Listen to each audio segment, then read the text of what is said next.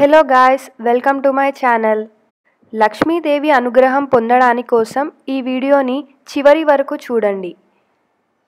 లక్ష్మీదేవి అనుగ్రహాన్ని పొందాలంటే చేయకూడనివి, చేయాల్సినవి ఇవి.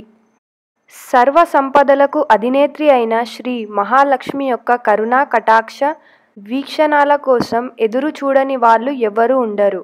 ఆమె దృష్టి మన మీద పడడం కోసం మనం ఎన్నో పూజలు, వ్రతాలు చేస్తూ ఉంటాము.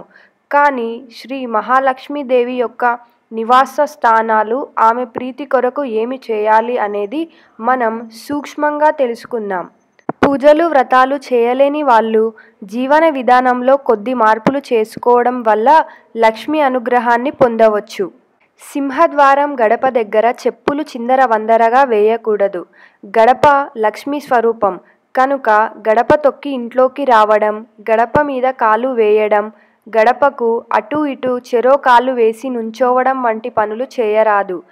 పసుపు కుంకుమ ఉన్న గడపలు లక్ష్మీదేవికి ఆహ్వానం పలుకుతాయి. అందువల్ల ప్రతి శుక్రవారం గడపకు పసుపు కుంకుమతో అలంకరించుకోవాలి. ప్రధాన ద్వారం తలుపు మీద ఎర్రని కుంకుమతో స్వస్తిక్ గుర్తు వేసినా మంచిదే. శుచి, శుభ్రత ఉన్న ఇల్లు లక్ష్మీదేవికి ఆలవాలం కనుక ఇంట్లోని పనికిరాని వస్తువులు, విరిగిపోయిన, చెడిపోయిన వస్తువులు ఎప్పటికప్పుడు బయట పారేయాలి. చెడిపోయిన గడియారాలు, విరిగిపోయిన అద్దాలు, చిరిగి వాడని వస్త్రాలు ఇంట్లో అస్సలు ఉండకూడదు. ముగ్గు వేసిన వాకిలి గుండా లక్ష్మీదేవి ఇంట్లోకి ప్రవేశిస్తుంది.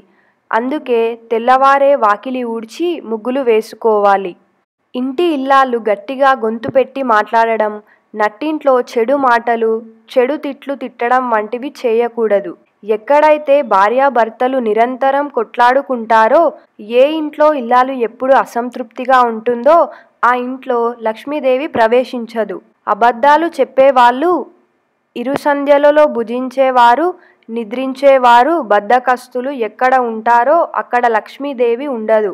ఇరు సంధ్యలలో దీపారాధన చేసే ఇంట్లో లక్ష్మీదేవి కొలువై ఉంటుంది.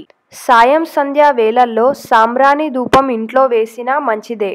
సత్యవాదులు, ధార్మిక, నైతిక ప్రవర్తన ఉన్నవారి పట్ల లక్ష్మీదేవి ప్రసన్నురాలై ఉంటుంది.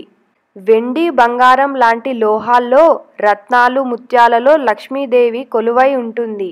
అతిగా మాట్లాడేవారు, గురువులను, పెద్దలను అగౌరవపరిచేవారు, జూదరులు, అతి నిద్రలోలురు, అపరిశుభ్రంగా ఉండేవారు ఉన్న చోట లక్ష్మీదేవి ఎప్పుడూ ఉండదు.